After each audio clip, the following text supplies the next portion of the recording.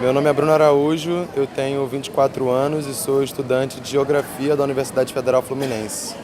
Bom, desde que começou o semestre, a gente já sabia que a situação da universidade pública brasileira ia ser um pouco mais difícil, né?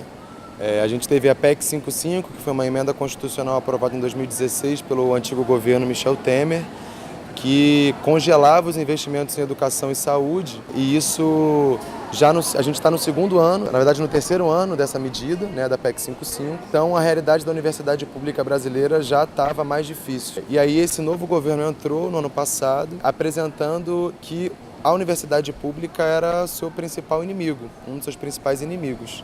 Seja porque aqui a gente produz conhecimento, o que para esse governo é um perigo, representa um perigo. Ele já deu várias investidas no que a gente chama de escola sem partido, que é uma tentativa de tirar da escola, do ensino básico, o pensamento crítico, a conversa e o diálogo sobre os problemas do mundo. Agora, para a universidade pública, ele escolheu 3 universidades para cortar 30% de investimento, que foi a Universidade Federal Fluminense, a Universidade Federal da Bahia e a Universidade de Brasília. Essas 3 universidades sediaram ou vão sediar encontros da União Nacional dos Estudantes. A Universidade Federal de Brasília sediou a Bienal da Uni, que foi um evento com mais de 15 mil estudantes do Brasil todo. A Universidade Federal Fluminense sediou o Encontro de Negros e Negras da União Nacional dos Estudantes, recentemente. E a UNB está para sediar agora em julho o Congresso Nacional da Uni, que vai reunir mais de 20 mil estudantes do país inteiro para pensar os rumos do movimento estudantil. Então a gente percebe que a escolha das universidades por esse governo foi uma escolha também política. Depois de muita pressão, durante todo o dia, à noite o governo anunciou, não que voltaria atrás dos 30%, mas que abriria o corte para todas as universidades federais, já que só tinham escolhido 3, eles achavam muito injusto ter só 3, então eles agora vão cortar de todo mundo. No início do semestre, a gente já abriu com a universidade, com muitas dificuldades, como eu falei. O nosso Busuf, que é o nosso ônibus que faz o trajeto em todos os campos da universidade, está com vários problemas. O Rota 2, que faz a farmácia veterinária lá longe, já virou uma van. O nosso bandejão número 1 sofreu com as chuvas que a gente teve aqui no Rio de Janeiro no mês passado e não abriu até agora por falta de dinheiro da manutenção. Os polos do interior, em Campos dos Goytacazes, no interior do estado, estavam ameaçados retirar os containers, que são salas de aula, e a galera fez mobilização, se articulou e a reitoria conseguiu chegar a um acordo com a empresa para manter os containers até o final do ano. Mas se a gente pega essa realidade, que já era muito dura, soma-se esses cortes de 30%, a gente tem de expectativa para o segundo semestre de uma universidade que não vai abrir, que a Universidade Federal Fluminense hoje só tem dinheiro para manter suas contas até setembro, no máximo outubro. E isso representa, na verdade, o fim de muitos sonhos, de muitos nós que demos duro para entrar aqui, passamos por um funil muito grande que é o vestibular, somos privilegiados de estar aqui dentro, porque uma parcela muito pequena da juventude está aqui dentro, e a gente vai ter o nosso sonho interrompido. E muitos de nós somos os primeiros das nossas famílias a entrarem na universidade pública e simplesmente por conta de uma perseguição do governo às universidades públicas, eles vão interromper os sonhos de várias pessoas. E aí fica aquela pergunta, né? Vão cortar de onde mais? De onde a reitoria vai escolher tirar esses 30%? Muito provavelmente vão querer aumentar o valor do bandejão, vão querer tirar as bolsas, tirar as cotas, tirar a permanência estudantil. Então é todo um projeto para a reelitização da universidade pública, porque inclusive o ex-ministro da Educação deu declarações sobre isso, falando que a universidade pública deveria ser só para as elites. E esse ministro, que é um economista, portanto não entende nada de educação, escolheu a universidade para cortar com o argumento de que aqui a gente só tem balbúrdia, quando na verdade 95% da pesquisa produzida no Brasil ela é feita dentro das universidades públicas, e essa instituição pública, gratuita e de qualidade é quem produz conhecimento, ciência e tecnologia que pode ajudar o país a superar essa crise econômica que a gente está vivendo. Eu me chamo Lucas, eu tenho 24 anos, sou estudante de Ciências Sociais aqui na UF e eu entrei na UF há 2 anos. Eu cheguei na UF em 2016, no início do ano, em abril. Eu vim de uma outra universidade, lá do Rio Grande do Sul, com a intenção de fazer com que a minha experiência universitária fosse um pouco mais tranquila, né? Pensando em condições que a universidade me propiciaria para terminar minha graduação e etc. Chegando aqui na UF, uma das coisas que mais me atraiu foi, de fato, ter uma moradia estudantil e eu fui atrás para buscar conhecer um pouco mais sobre quais eram os programas de permanência da universidade. Logo que eu cheguei, eu me deparei com uma burocracia extremamente rígida, assim, né? Eles pedem uma série de documentos, diversas comprovações minhas e dos meus familiares, de renda, e etc, que dificultaram de início para que eu pudesse pegar a bolsa de acolhimento, e isso já causou um impacto no início da minha graduação, né? Voltando para cá. E assim que eu cheguei na UF, eu fui atrás de tentar me inscrever nos editais para bolsa, auxílio, acolhimento, desenvolvimento acadêmico e a moradia. Eu consegui entrar na moradia em junho de 2017, um ano após eu já ter ficado aqui, porque eu cheguei em Niterói, né? Eu sou natural de São Paulo, cheguei em Niterói e fiquei um ano de favor na casa de pessoas aqui da cidade, de um veterano meu que eu conheci na internet, e o que era para ser uma semana acabou durando um ano justamente por conta desse atraso nos editais da moradia, que fazia 2 anos que a UF não disponibilizava esse edital, na época que eu cheguei, em 2016, e das bolsas de acolhimento, né?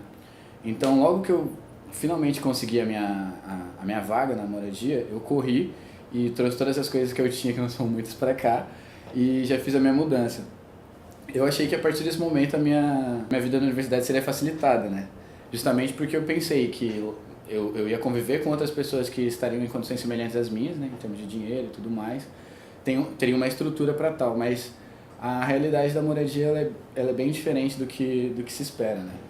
Eu vim todo idealizando uma universidade que me quisesse aqui dentro estudando e me apoiasse nesse sentido, mas chegando aqui eu percebo que os estudantes eles são negligenciados em diversos momentos, assim.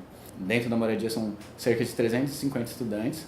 Dentro da ala onde eu moro tem 20 pessoas. Nós dependemos diretamente da universidade, da coordenação e tudo mais, para receber alimentação e os tickets também, né, do bandejão daqui da universidade. Recentemente, por conta do momento que a gente vem passando no Brasil, eu sempre venho falando com os meus colegas de curso e com outras pessoas também, porque eu acho que esse é um debate importante de ser feito, que a gente tem que entender o que significa esse momento de cortes na universidade, essa espécie de criminalização de todas as áreas de humanidades na universidade, né? Eu sou das ciências sociais, moro com um pessoal que é da arquitetura, da pedagogia, e todos eles conseguem sentir o que isso reverbera na vida deles, né? Para estar dentro da moradia, primeiras coisas que os cortes puderam refletir foi: a moradia ela depende para sua manutenção, seja segurança, limpeza, etc., dos terceirizados da universidade, né? São aqui no caso as empresas que prestam serviços para a universidade. Iniciaram esse ano sem ter recebido salários do ano passado, de novembro do ano passado até então. Então, no início desse ano, nós sofremos com a falta dos alimentos sendo enviados para a moradia. Nós sofremos também por conta das condições que a moradia se encontrava devido à falta de manutenção, né, da limpeza, porque as funcionárias e os funcionários estavam sem receber há um grande tempo, então eles já estavam faltando no serviço como uma medida, né, de pressionar os seus patrões. Mas isso não acontecia. Atualmente, isso, e quando eu digo atualmente, desde que eu cheguei na universidade isso acontece, mas agora está acontecendo com com mais frequência, que é a falta de eletricidade no campus, né? No campus onde eu estudo, que é aqui o campus do Gregoatá, que é sobretudo o campus onde estão concentradas as áreas das humanidades, né? Eu faço parte do Instituto de Ciências Humanas e Filosofia, que é isso, é sociologia, filosofia, antropologia. Aqui o campus do Gregoatá também abarca os cursos de serviço social, psicologia. Então, são todas as áreas que nesse momento também estão sendo atacadas, eu posso dizer até perseguidas, né? É curioso pensar como que muitas vezes passa despercebido dentro desses discursos de ataque sendo feitos à área que eu estudo, o que significa ter 30% dos cortes atualmente, né, sendo feitos. Mas o que eu gosto de recapitular para que as pessoas entendam o processo de sucateamento que a universidade está passando é que isso vem ocorrendo desde 2014, inclusive foi o ano que eu já iniciei essa experiência universitária numa outra universidade. Desde 2014, existem dados que comprovam que os investimentos no ensino superior caíram 56% Isso é de acordo com o sistema integrado financeiro do Brasil. Então, tipo, o que significa 56%? Quais são esses números? Em 2014, as universidades no Brasil recebiam 11,9 bilhões. Atualmente, essa verba que está sendo destinada caiu para 4,9. Nós estamos entrando num acerramento político em que está sendo discutido que a verba para a universidade seja de 3,3 bilhões, sabe?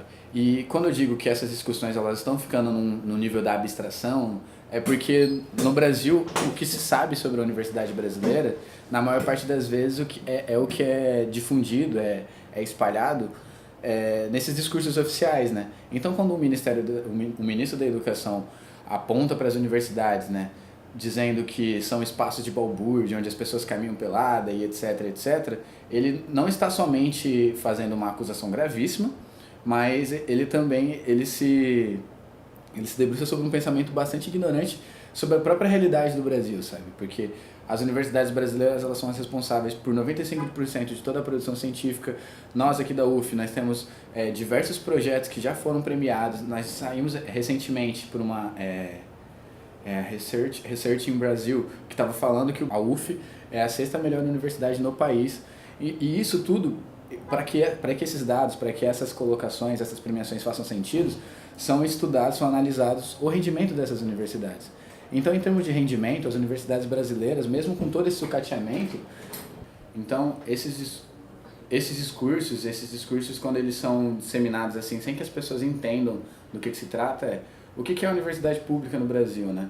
Então, recentemente, eu até me expus nas redes falando um pouco sobre essa experiência na moradia, porque quando a gente fala sobre cores de universidade, a gente tem que entender que a gente está falando de pessoas, né? A gente está falando sobre um sistema que envolve a ação de diversas pessoas e modifica a vida dessas pessoas. E quando eu falo de que a universidade ela é formada por pessoas, eu me refiro desde o corpo administrativo, corpo docente e, obviamente, aos estudantes. E é importante lembrar desse fator humano, porque quando a gente fala de cortes, quando a gente fala de dinheiro, a gente não pensa nisso, né? O que está sendo cortado atualmente são os gastos que eles chamam de gastos discricionários, que são os gastos que são voltados para energia, luz, pagamento de bolsas e auxílios dos estudantes. Professores não vão ficar sem receber, aparentemente, né? Mas esse tipo de medida é um tipo de medida que pode vir a surpreender a qualquer momento, porque é o tipo de ataque que é feito por um governo que não está preocupado com a manutenção das universidades e sim está somente fazendo uma série de ataques diretos de modo a fazer com que ela suma, né? A universidade de hoje, o que eu mais encontro andando para cima e para baixo dentro dos corredores e tudo mais, são terceirizados reclamando de que seus colegas já estão sendo cortados, reclamando de atrasos. Eu olho para dentro quando eu chego dentro dos departamentos, dos institutos, porque a universidade aqui no campus nós somos obrigados a ter disciplinas em diversos polos, né? E na maior parte das vezes eu chego e encontro potinhos com recados dizendo que os terceirizados estão precisando juntar dinheiro para comprar comidas para suas famílias. Terceirizados já me abordaram enquanto eu caminhava no campus para que eu pudesse conversar com os outros estudantes, conversar com os estudantes da moradia para a gente se organizar de modo a ajudá-los, né? Porque eles passaram 3, 4 meses sem receber e não tinham o que fazer. Então a gente estava sem segurança, nós estávamos sem o pessoal da limpeza, a grama recentemente também foi feito um mutirão para cortar a grama na universidade, porque a empresa também era responsável a empresa de jardinagem também foi cortada diante desse cenário de cortes, né? Diante desse cenário de redução de gastos. Essa redução de gastos, quando eu falo novamente da parte humana, é pensar que numa universidade como a UF, que tem cerca de 60 mil estudantes, uma única moradia neste campus, né? Que é a moradia que é o espaço adequado para as pessoas que estão em condições de vulnerabilidade social, econômica. Se o governo não faz o repasse, se o MEC não faz o repasse para a universidade, se o Estado não faz o repasse para a universidade, para que esses estudantes que dependem da universidade para sobreviver, esses estudantes não terão acesso às suas bolsas de desenvolvimento, eles não terão acesso às suas bolsas de acolhimento, eles não terão acesso a bolsas de iniciação científica, que são as bolsas atualmente no Brasil que desenvolvem as pesquisas de ponta, são bolsistas das graduações e pós-graduações do Brasil, de iniciação científica e às vezes de outros níveis de pesquisa acadêmica, que fazem as pesquisas acadêmicas no Brasil seguirem em frente, sabe? Então, para além disso, esses mesmos estudantes que dependem desse tipo de bolsa de iniciação científica, de acolhimento e tudo mais, eles dependem não somente porque eles precisam de uma função ou colocar em prática o que eles estão aprendendo na universidade. Tem muitos estudantes, assim como eu, que eles dependem dessas bolsas para sobreviver aqui. Niterói é uma cidade extremamente cara, até pouco tempo atrás ela tinha os melhores IDHs do país, mas isso tudo dentro de um enredo onde se alimentar é caro, se vestir é caro, tudo é muito caro. Então esses cortes, eles afetam diretamente a vida dessas pessoas, a minha vida especificamente, porque como eu disse, eu sou natural de São Paulo, eu sou do Capão Redondo, extremo sul, periferia mesmo, uma região onde as pessoas até pouco tempo atrás elas não tinham uma linha de metrô que ligasse elas até o centro da cidade, era terrível. O que eu quero dizer é que quando eu estou aqui na universidade, pleiteando vagas em projetos de pesquisa, em projetos de extensão, eu não estou somente representando a minha trajetória, né? Eu estou aqui como uma forma de contrapartida a todo o investimento que foi feito em mim pela minha família, investimento moral, investimento financeiro. Eu não posso dizer que eu vou sair daqui agora e conseguir meu emprego, mas é o que se espera, sabe? Então, esses cortes, eles afetam a minha capacidade de ter perspectivas para um futuro. Onde é que vai ter concurso para a minha área? Onde é que eu vou poder atuar? Será que existirá ainda a possibilidade de dar aula de sociologia? Entende? Então, essa questão humana, ela tem de ser pautada. Porque senão, enquanto eles ficarem nesses discursos abstratos, a gente vai ficar se perguntando o que é balbúrdia, o que é andar pelado, onde aconteceu.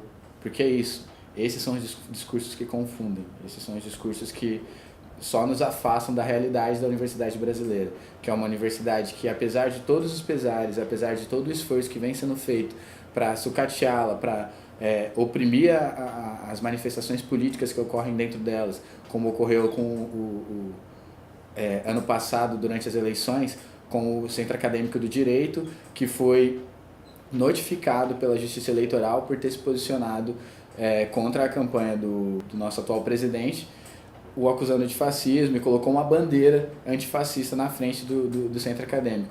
As universidades, elas são e tem de ser preservado esse espaço de manifestação política, porque existe sim uma liberdade, tem de haver uma autonomia para que a universidade possa produzir de forma livre, autônoma e sem nenhum tipo de opressão, sabe? Esse momento ele é perigoso justamente por isso, porque esses cortes, eles precisam ser ditos onde eles estão acontecendo. Porque é isso, se as pessoas não souberem que eu e diversos amigos, a gente ficou semanas já sem internet, sem água, a gente já ficou 3, 4 dias sem luz aqui, a gente não tinha condições de comer, nós não tínhamos condições de tomar banho, e isso há 1, 2 semanas do final do período. Nós dependemos disso, nós temos para se manter na moradia, também existe um critério de rendimento. Você não pode ter um determinado número de faltas e você tem que tirar determinada nota. Então, quando você não consegue acompanhar esse rendimento previsto, dadas essas circunstâncias extremamente contraditórias, aí você não tem luz, você não tem água, como é que você estuda, como é que você dá continuidade? No meu caso, por exemplo, que estou no último período, no meu penúltimo período já, no meu último ano, para entregar minha monografia, eu preciso me debruçar sobre o meu projeto, eu preciso ter meu espaço para isso. Mas sem comida, sem luz, sem água, algumas coisas ficam inviabilizadas. E é sobre isso que a gente está falando. Os cortes atingem pessoas, não são só números, sabe?